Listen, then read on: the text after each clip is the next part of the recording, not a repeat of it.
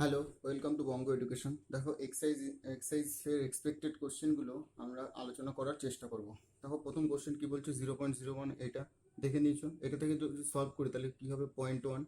এটা থেকে কী হবে, 0.9। এটা থেকে কী হবে, 1.1। এটা থেকে কী হবে, দেখো পয়েন্টের পর পয়েন্ট, 1 2 3 4, তাহলে কী বেরোবে, পয়েন্টের পর 1 আর 2, বোঝা গেলো। এবার এইগুলোকে যোগ করবো। দেখুন, 0.9 আর 1.1 যোগ করলে 2, আর যদি এইটা আর এইটা যোগ করি তাহলে 0.13।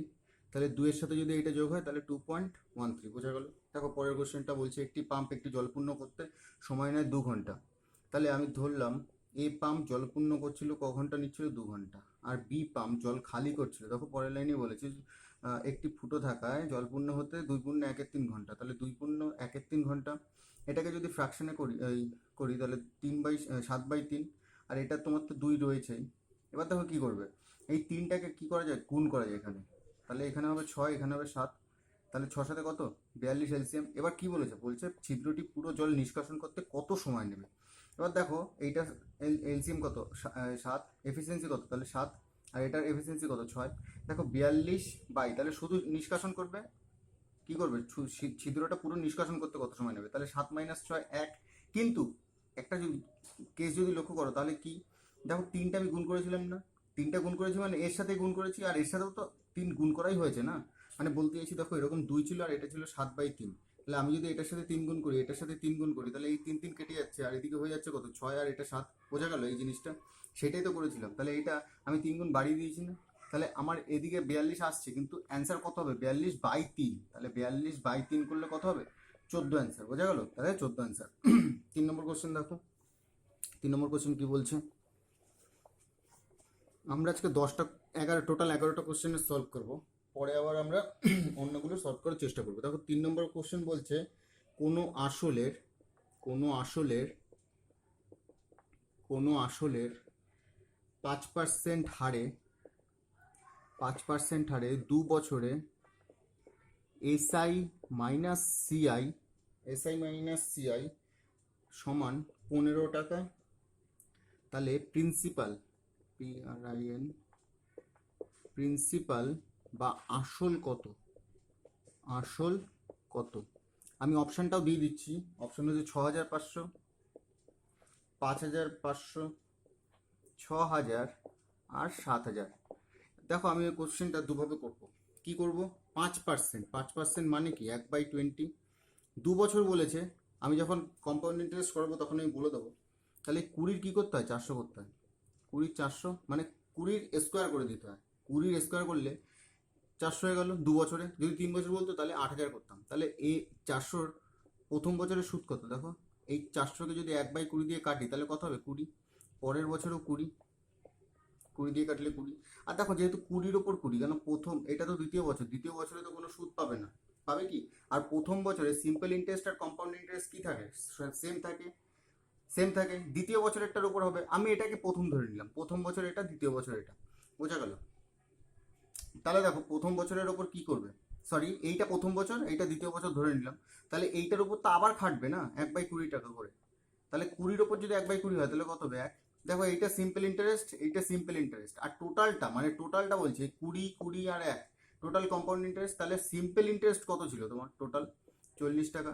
আর সিআই কত ছিল তোমার, 41 টাকা। ওদের মধ্যে ডিফারেন্স দেখো, একের ভ্যালু কত বলছে ওরা, 15 টাকা। কিন্তু তুমি ধরেছিলে আসল কত, দেখো 4000 টাকা ধরেছিলে। তাহলে আসল চেয়েছে না, তাহলে 15 × 4000, 400, সরি 15 × 400, তাহলে কত হবে, 6000 টাকা, বোঝা গেল। আমি পরে কোশ্চেন সলভ করানোর সময় আবার করবো। দেখো, এই অঙ্কটা আরও একভাবে করা যেত। কীভাবে করা যেত, 5% বলেছে, 2 বছরে 15 টাকা। তাহলে দেখো, এসআইতে কত হবে, 5 + 5 10%। আর সিআইতে কত হবে, 5 + 5 + 5 × 5/100, তাহলে 10.25%। দেখো, এসআই তো সিআই এর মধ্যে ঢুকেই থাকবে, তাহলে 10 আর এই 10 তো ঢুকেই রয়েছে, তাহলে 0.25%-এই তো ঝামেলাটা চলছে। তাহলে তার ভ্যালুই তো 15। তাহলে পার্সেন্টটা আমি 0.25%-এর ভ্যালুই তো 15, বা এ দেখো, যেহেতু এখানে পার্সেন্ট আছে, এখানে পার্সেন্ট আছে, পার্সেন্টগুলো কেটে গেল। তাহলে এই পয়েন্টটা তুলে আমি এখানে শূন্য দিতে পারি, দুটো। এবার দেখো 25-এর ভ্যালু এটা, তাহলে আমাদের টোটাল থাকে কত 100-এ, তাহলে এটার সাথেও 4 গুণ করে দেবো, কত হবে 6000, আর এটা কত হবে 100, তাহলে 100-এর ভ্যালু তো সবসময় ক্যালকুলেট করি, বোঝা গেল। আমি কম্পাউন্ড ইন্টারেস্ট করানোর সময় এগুলো আবার করিয়ে দেবো। দেখো 4 নম্বর কোশ্চেন কি বলছে, বলছে ক্রমান্বয়ে মানে সাকসেসিভ ডিসকাউন্ট 10% এবং 20% একসাথে কত শতাংশ ছাড়, বোঝা গেল। কত শতাংশ ছাড় কিভাবে করবো দেখো, অঙ্কটা করার 10% যদি টোটাল আমার 100 থাকে, 100 থেকে বাট কম ছিল 90, যেহেতু ছাড় টোটাল প্রথম, তারপর 20, তাহলে 90-এর উপর যদি 20 করি তাহলে কত হবে 72 টাকা, তাহলে 100 থেকে আলটিমেটলি ছাড় কত হলো 28%, বোঝা গেল। এটা অনেকে করে x plus y plus minus এরকম করে, আমি ওইভাবে করি না, তোমরা যদি এইভাবে করতে চাও তাহলে দেখতে পারো। আর তোমরা তো জানোই যে এক্স প্লাস ওয়াই দিয়েও হয় এই অঙ্কটা, কোনো ইস্যু নেই। দেখো 5 নম্বরের অঙ্কটা দেখো কি বলছে, 45% অফ 750 প্লাস মাইনাস 25% অফ 480, কত হবে অ্যান্সার। দেখো 45% অফ 750, এবার দেখো 45% মানে কি 100 ইন্টু 750 মাইনাস 25% মানে কত 1/4 ইন্টু 480।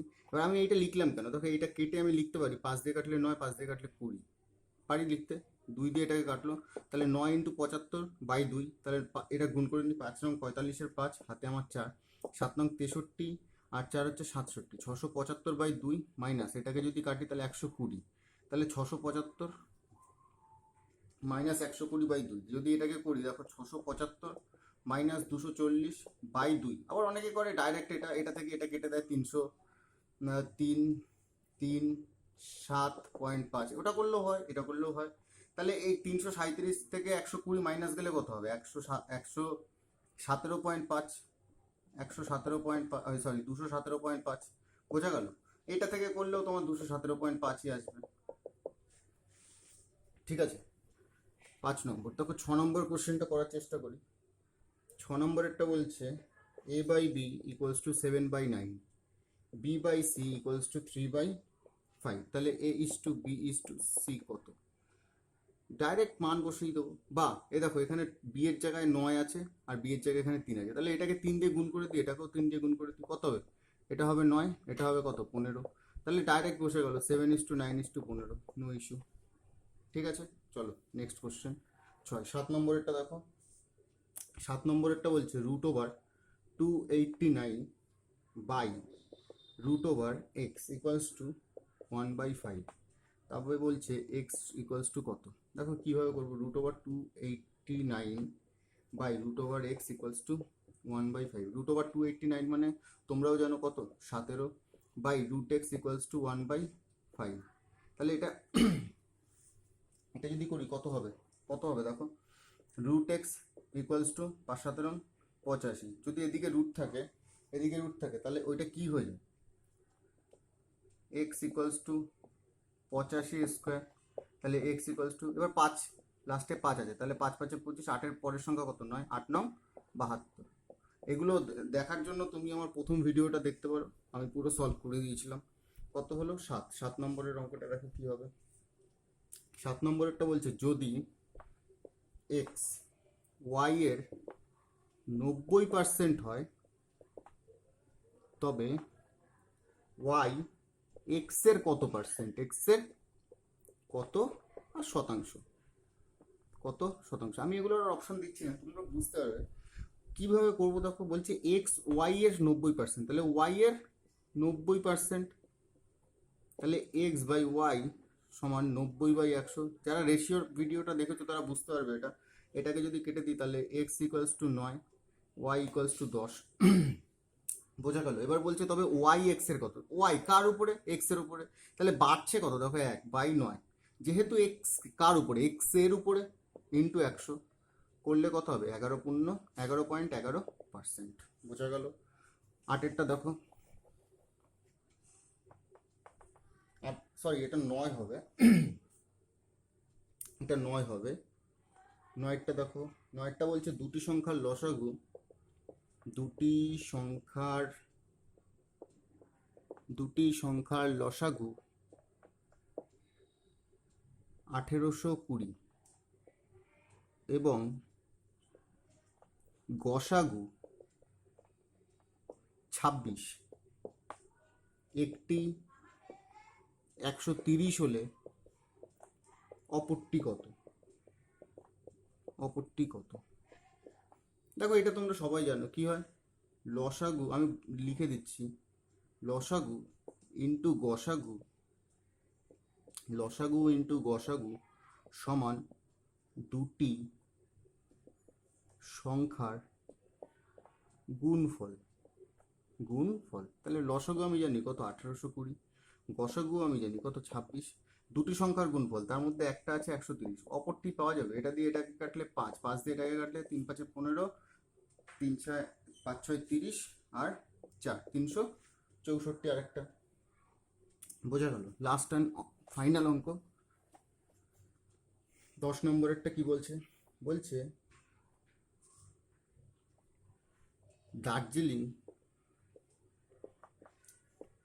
দেখো দার্জিলিং লেখার সাথে সাথেই তোমরা বুঝে গেছো একটা চায়ের অঙ্ক বা মিক্সচারের অঙ্ক। দার্জিলিং ও আসাম চা, আমি একটু শর্টকাটে লিখছি, অনুপাত 2:7 প্রথম পাত্রে, এটা প্রথম পাত্রে। দ্বিতীয় পাত্রে এই দার্জিলিং, তাহলে D:A আসাম চা কত? দ্বিতীয় পাত্রেরটা বলছে 1:5 বলছে কি অনুপাতে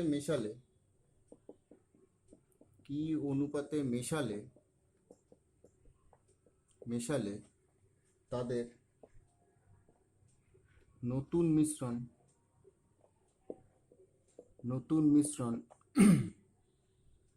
মিশ্রণ কত হবে? 1:4 হয়ে যাবে।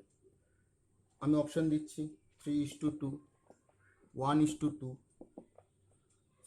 6:7 আর 4:3। কিভাবে করব?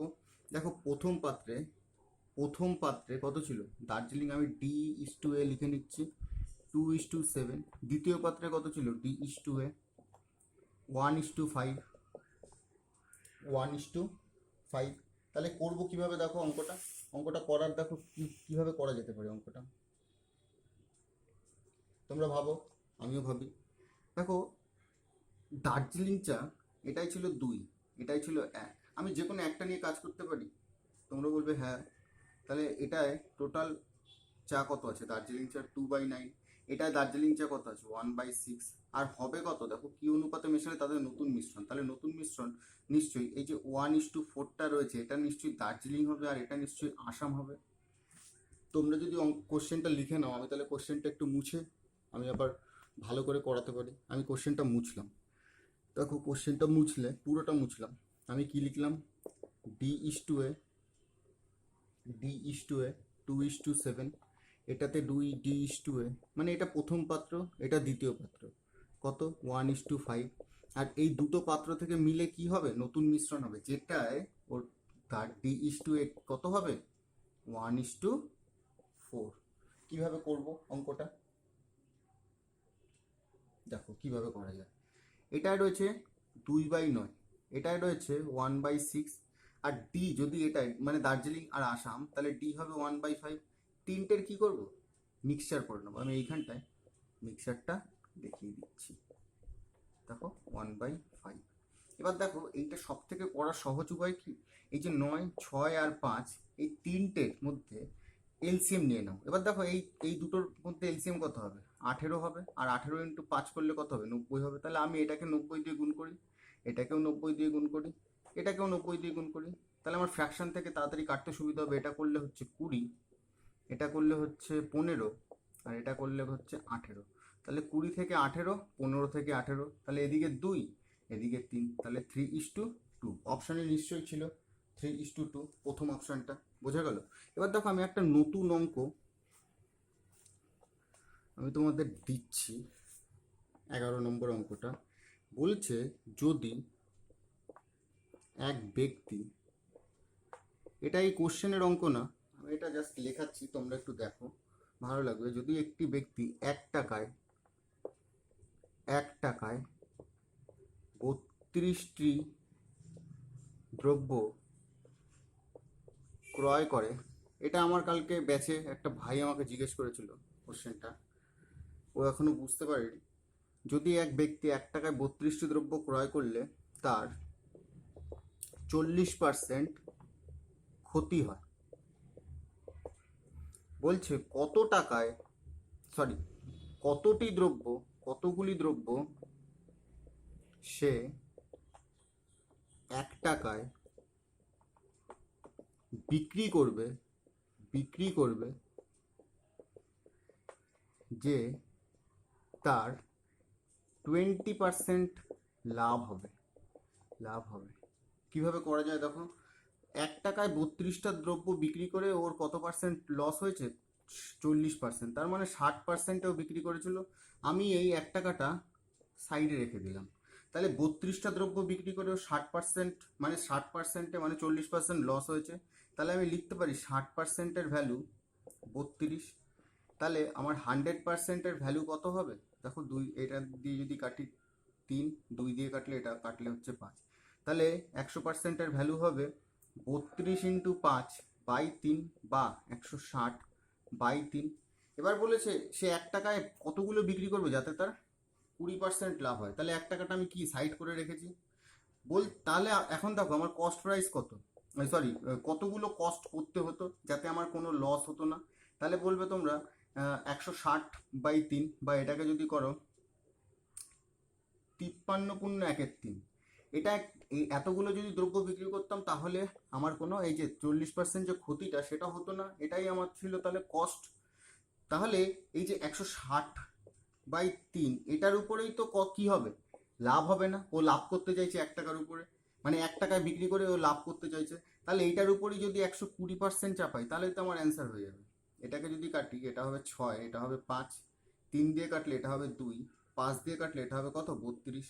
তাহলে 32 × 2 কত? 64টি। তাহলে ওই ব্যক্তির কতগুলি বিক্রি করবে দ্রব্য যাতে ওর 20% লাভ হয়? তাহলে অ্যান্সার হবে কত? 64টি দ্রব্য। বোঝা গেল? চলো, আজকের মতো এখানেই সমাপ্ত। বন্ধুদের সাথে অবশ্যই শেয়ার করো, তোমাদের হয়তো এটা একটু মুছে যেতে পারে, তাই জন্য আমি আর একটু সরিয়ে দিলাম। চলো।